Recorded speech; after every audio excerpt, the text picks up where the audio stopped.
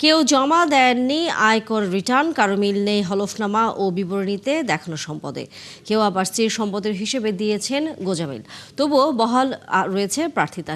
কিন্তু আইন বলছে অসঙ্গতি বা অসতথ্য দিলে বাতিল হবে মনোনয়ন। রুহুল আমিনের বিশেষ রিপোর্ট। ঢাকা ৭ আসনে জামায়াতের প্রার্থী এনায়েতুল্লাহ। এবারের নির্বাচনে দলের সবচেয়ে সম্পদশালী প্রার্থী তিনি।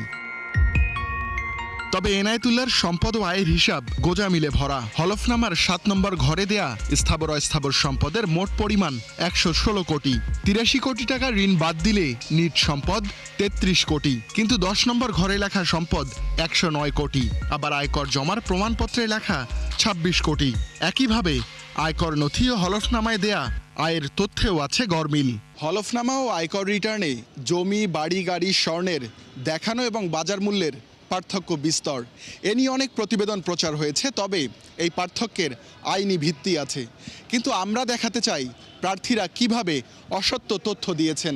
নায়াসিনামাইড ও স্যালিসাইলিক সমৃদ্ধ লিলি ফেস ওয়াশ, যা ফেসের ডেড স্কিন সেল দূর করে দেয় দ্বিগুণ ফাস্টার ব্রাইটেনিং।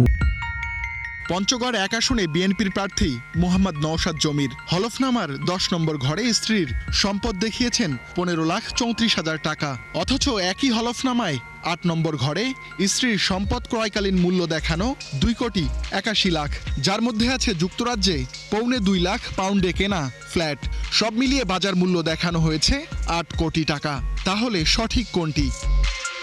নওশাদ জমির ১ বছরেই আয় দেখান ৪৫ লাখ টাকা, অথচ তার সম্পদের পরিমাণ মাত্র ৮০ লাখ। পূর্বাচলে ১০ কাঠার প্লট আছে এই প্রার্থীর, যার অধিগ্রহণকালীন মূল্য ২০ লাখ টাকা, আর বর্তমান আনুমানিক দাম দেখিয়েছেন মাত্র ১ কোটি। বিএনপির এই প্রার্থীর আয়কর নথি যাচাইয়ের চেষ্টা করে ৭১, কিন্তু ইসির ওয়েবসাইটে মিলেছে শুধু স্ত্রীর কর নিবন্ধন বা টিআইএন। সিলেট ১ আসনে বিএনপির প্রার্থী খন্দকার আব্দুল মুক্তাদির স্বামী স্ত্রী দুজনেই ৯টি ব্যবসা প্রতিষ্ঠানের মালিক, কিন্তু হলফনামায় দেখাননি ব্যবসা থেকে আয়, বরং আয়ের মূল উৎস পারিতোষিক। আব্দুল মুক্তাদিরের হলফনামায় আয় ৩৯ লাখ টাকা, কিন্তু রিটার্নে তা ৩৪ লাখ। নির্বাচন কমিশন কিংবা এই যে রিটার্নিং অফিসার গোয়েন্দা নয়, কিন্তু তাদের একটা যতটুকু সম্ভব এই স্বল্প সময়ের মধ্যে একটা যাচাই বাছাই করা দরকার। তারপরে পরবর্তীতে তারা যে আমরা প্রস্তাব করেছিলাম যে নির্বাচনের পরে যারা নির্বাচিত হবে তাদের যেন তারা এগুলো অডিট করে, খতিয়ে দেখে, শুধু হলফনামাই নয় এবং তাদের নির্বাচনী ব্যয়। তথ্য গোপন, ভুল তথ্য দেয়া সহ নানা ধরনের অসঙ্গতি মিলেছে আরও অনেক প্রার্থীর হলফনামায়। যেমন ব্রাহ্মণবাড়িয়া ২ আসনের প্রার্থী রুমিন ফারহানার আয় ও করের হিসাব পুরোটাই ভুল। পারিবারিক সূত্রে পাওয়া সম্পদের কোনো মূল্য দেখাননি তিনি, অথচ গণপ্রতিনিধিত্ব আদেশ অনুযায়ী অসত্য তথ্য দিলে প্রার্থিতা বাতিলের ক্ষমতা আছে নির্বাচন কমিশনের।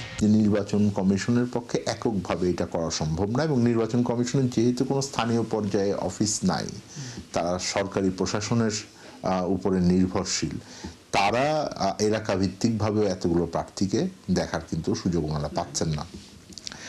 যেটা হয়তো বাস্তব ক্ষেত্রে সম্ভব হতো সেটা হলো যে এগুলোর ক্ষেত্রে কোনো জায়গায় দুর্নীতি দমন কমিশন তাদের মতন করে এটাকে বিশ্লেষণ করতে পারবেন কিনা বা এনবিআর এর কাছে তথ্য চাইতে পারবেন কিনা, সেই সংস্কারটা জরুরি।